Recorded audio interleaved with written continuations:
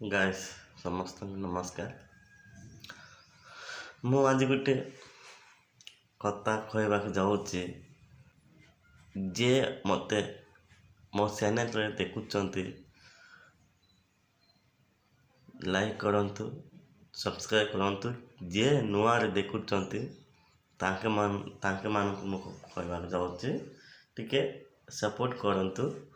Support करले आउ आमे काढ़वाकू टिके आग्रता हेबु आउ खुशी हेबु ता बोली मु कहवाक जाऊँगी। एबे जो कहली सेटा आपनकू खुशी रे तुमे सब्सक्राइब करंतु जे नुआ देखुचंती तांको मानकू मु कहवाक जाऊँगी।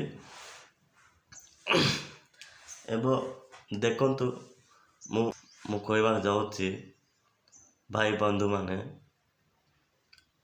बहुत धर्म विषय केते केते लोक जाक गंडगोड़ कराइबाक चाहूँगी। हेले जे धर्म मध्य तांकर पाए विचार कले पर नहीं सिना आउ अलगा धर्मर भल नाई आउ मूर्ति पूजा करचंती आउ गच पूजा करचंती आउ पवन पूजा करचंती सूर्य पूजाचंती माटी पूजा करचंती कहीकि ताके जो माने कहउचंती तांको पाई मु गुटे वीडियो करूची। सिटा भूल कौन कहले आमे मु गुटे हिंदू लोक मु कृष्ण पूजा करबी नले राम पूजा करबी मु समस्त को मु पूजा करबी किंतु आपनकू कहवाक जाऊँगी ताके शैतान माने ना जोटा कहउचंती सेमती कहवाक ना। आपन धर्म को आपन रेस्पेक्ट करले फर नहीं सिना अलगा धर्मरू आमे घृणा करबा नहीं सेटा आम आदेश नहीं। आपन धर्म रे जो धर्म रे मत तिले मनीष भल ना भल नहीं ना कहीकि आमे जानबार अछि से लोक टिके खराब लोक कि ना भल लोक जो मत हेले मत जो धर्म रे मत मनीष को चिन्हबाकू अधिकार कौन बोले आमर रक्त जे रक्त थीबो तुमको मत से रक्त आका थीबो तुमको मत दुई आँख अच्छी दुई हाथ अच्छी दुई गुड़ अच्छी मनीष आका सीना मनीष मनीष को युद्ध करवाक आवश्यक नहीं। किमिति बोले आमे समस्त भारत राज्य समस्त अधिकार समस्त समान रे थिबार अछि। देखंतु भाई माने धर्म ये विरोध करले भविष्य रे किमिति देश देश युद्ध होउची आपण तो जानिथिबो ओ देश कोन युद्ध होउची आपण जानुछु केते लोक सान पिला मत केते लोक मरि जाउचंती तापय आम भारत देश भल थिबार अछि बोले आमे समस्त को गुटे हेबा मुस्लिम हो क्रिश्चियन हो हिंदू हो हेले समस्त भाई भाई थिले सेटा भल भल कहीकि मो अनुसार मोर मनर सीमित भावुची किंतु आमे गुटे हिंदू आमे समस्त को समान कहीकि सम्मान देउचु जो केतेटा पास्टर माने समस्त को नहीं केतेटा पास्टर माने तांके टिके हिंदू धर्म रे टिके विरोध करचंती था बोली आमे काउंटर मद देबाकू आवश्यक अछि। आमे मद काउंटर देउचु सेटा पई भाई बंधु माने जो क्रिश्चियन भाई बंधु माने समस्त को भल बोले केतेटा लोक भल नहीं कहीकि जो आमे कहवाक जाऊँचु समस्त को ଭଲରେ ଥିବା ଖୁସିରେ ରହିବା ଆଉ ଗାଁକୁ ଆଉ ଦେଶ କେମିତି ଆଗକୁ ନେବା ପାଇଁ ଚେଷ୍ଟା କରିପାରୁଛି। ଆଉ ଚେଷ୍ଟା ନ କରିକି ମନ ଇଚ୍ଛା ଯେଉଁ ପାଷ୍ଟରମାନେ ଅଜ୍ଞାନରେ ଟିକେ କହିଦେଉଛନ୍ତି ଏମିତି ସେମିତି, ତାଙ୍କେ ଭଲ ନାହିଁ, ତାଙ୍କେ ପୂଜା କରିବା ତ ଖାଇବା ନାହିଁ, ଆଉ ମନ୍ଦିର ଯିବା ନାହିଁ, ଆମର ଇଚ୍ଛା। ଆପଣ କିଏ? ଆପଣ କିଏ? ଆମେ ଇଚ୍ଛା ହେଲେ ଆମେ ଗଲୁ। ଏବେ ମନେକର ତତେ ଗୋଟେ ଡ୍ରେସ୍ ଦରକାର, ଆପଣ ପସନ୍ଦ ହେଲା କା କିଣିବୁ ନା, ପସନ୍ଦ ନ ହେଲେ କିଣିବୁ କି? ତା ବୋଲି ଆମେ ମଧ୍ୟ ଯେଉଁ ଧର୍ମରେ ଥିଲେ ମଧ୍ୟ ସେ ଧର୍ମରେ ଭଲରେ ରହିବା ସିନା ମଣିଷ ଗୋଟେ ଏକତା ହେବାର ଅଛି, ହେଲେ ଦେଶ ମଧ୍ୟ ଭଲରେ ଶାନ୍ତି ରହିବ ଆଉ ଭଲର ଶାସନ ମଧ୍ୟ ହେଇଥିବ ହେବ।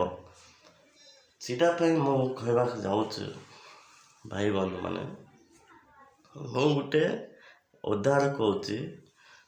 ଆମ ଭଗବାନରେ ଯେଉଁ କର୍ମ କଲେ ସେ ଫଳ ପାଏ କହିକି ଆମ ହିନ୍ଦୁ ଶାସ୍ତ୍ରରେ ମଧ୍ୟ ଅଛି। ହେଲେ ଯଦି ମୁଁ ଖରାପ କାମ କରିବି, ମୁଁ ଖରାପରେ ଯେଉଁ ନରକରେ କି କୁଆଡ଼େ ଯିବି।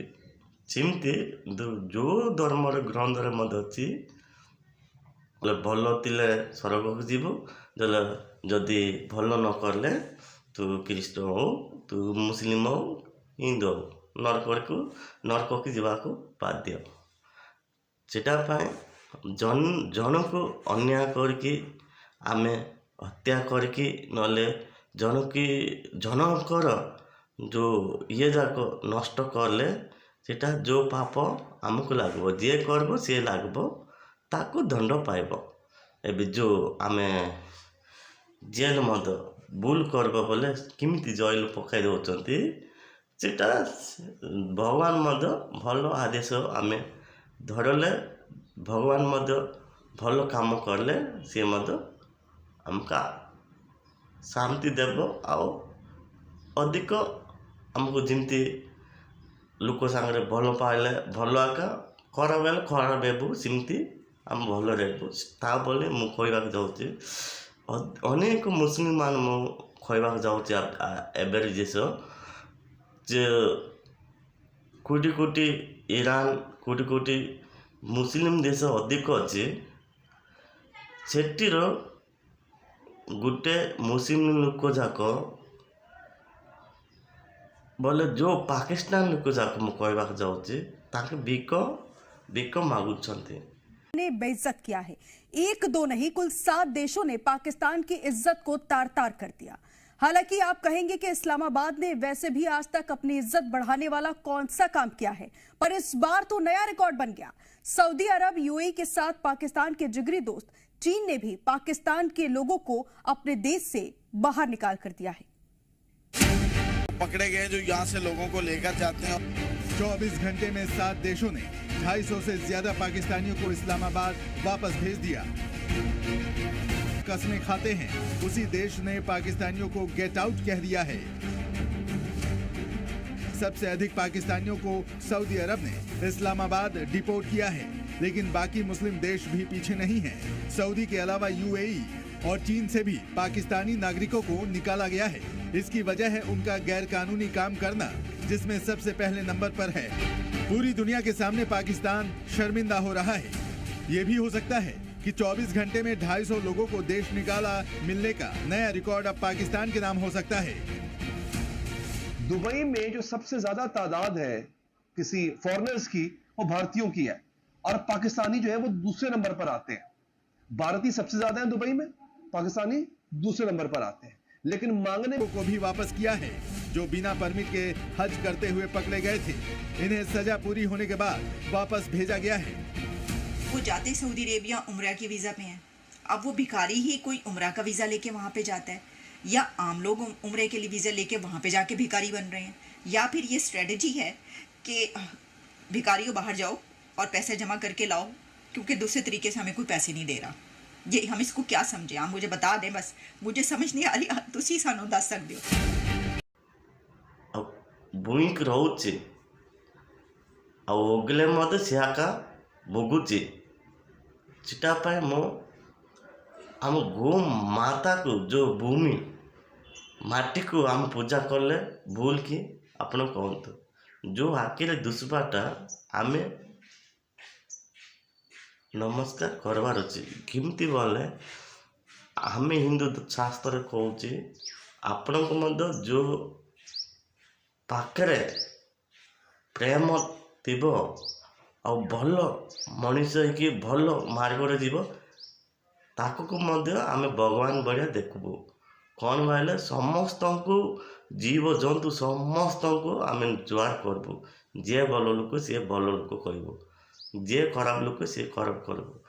ଆମ ପବନକୁ ନୂଆ ବିଶ୍ୱାସ ନ କଲେ ମରିବୁନି ନାହିଁ। ଆପଣ ଯଦି ହିନ୍ଦୁଙ୍କର ପବନ ମୁଁ ବିଶ୍ୱାସ କରିବି ନାହିଁ, ମୁଁ ବିଶ୍ୱାସ ନେବି ନାହିଁ କହିଲେ ମରିବୁ ନା ବଞ୍ଚିବୁ? ଆପଣ କୁହନ୍ତୁ ଭାଇ ବନ୍ଧୁମାନେ। ଯଦି ସୂର୍ଯ୍ୟଙ୍କର ତାଙ୍କ ଆରାଧନା କରୁଛନ୍ତି, ଜୁହାର କରୁଛନ୍ତି, ମୁଁ ସେ ସୂର୍ଯ୍ୟଙ୍କୁ ମୋ ଦେହରେ ପଡ଼ବାକୁ ଆବଶ୍ୟକ ନାହିଁ କହିଲେ ଘର ଭିତରେ ରହିଲେ ରହିବ କି? ଆଉ ମାଟି ପୂଜା କରୁଛନ୍ତି ତାକୁ ଭଗବାନ କହିକି କହୁଛନ୍ତି ମୁଁ ମାଟି ମୁଁ ଚାଲିବି ନାହିଁ ଛୁଇଁବି ନାହିଁ କହିଲେ ହେବ କି? ଭାଇ ବନ୍ଧୁମାନେ ଆପଣଙ୍କୁ ଟିକେ ଜାଣନ୍ତୁ, ଟିକେ ଭଲରେ ସମସ୍ତଙ୍କୁ ସମ୍ମାନରେ ବୁଲିବା, ସମାଜରେ ଚାଲିବା। ପାଷ୍ଟରମାନଙ୍କୁ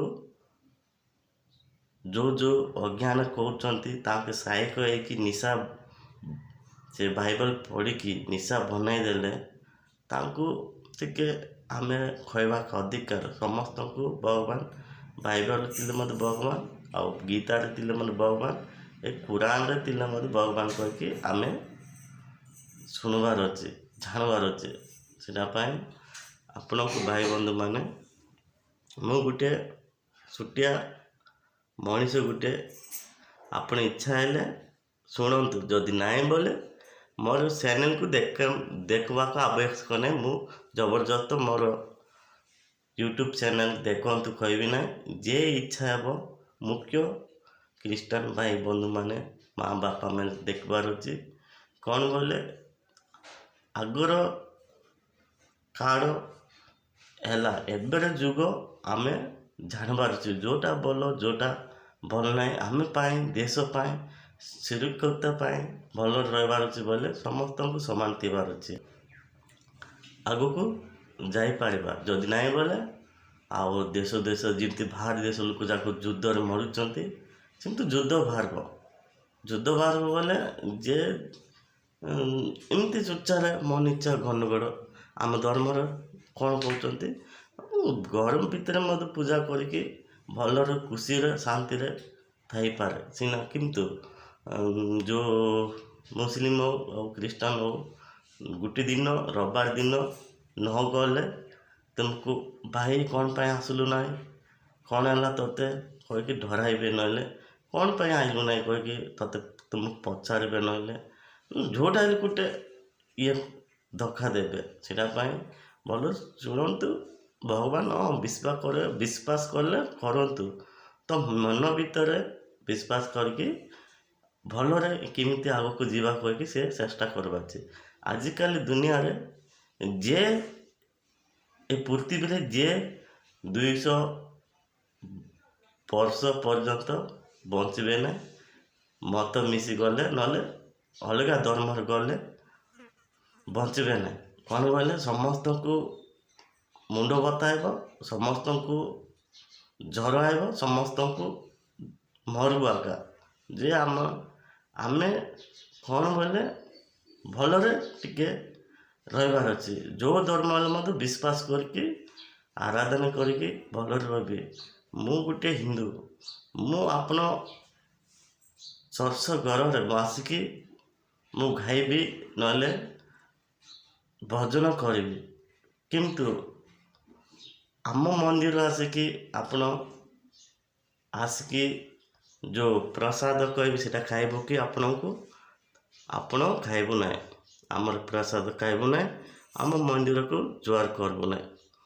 ମୁଁ ଆସିଲେ ଯୁଆଡ଼େ ମଧ୍ୟ ଆସିଲେ ମୁଁ ସେ ଅଧିକାର ଅଛି, ଯେଉଁ ଧର୍ମରେ ମଧ୍ୟ ଗଲେ ସେ ଧର୍ମରେ ପଡ଼ ପାଇବୁ କହିକି ଆମ ଧର୍ମର ଅଛି ସିନା ସମସ୍ତଙ୍କୁ ଘୃଣା କରୁନି, କର୍ମ ସମସ୍ତଙ୍କ ସମାନ, କିନ୍ତୁ ଭଲ ଆଉ ବିରୋଧ, ଯିଏ ଭଲ ଲୋକ ହେଲେ ଭଲରେ ନରକ ଯିବେ, ଯିଏ ଖରାପ ଲୋକ ଯାକ ନରକରେ ଯିବା। ଏତିକି ମୁଁ କହିକି ରହୁଛି। ଜୟ ଜଗନ୍ନାଥ।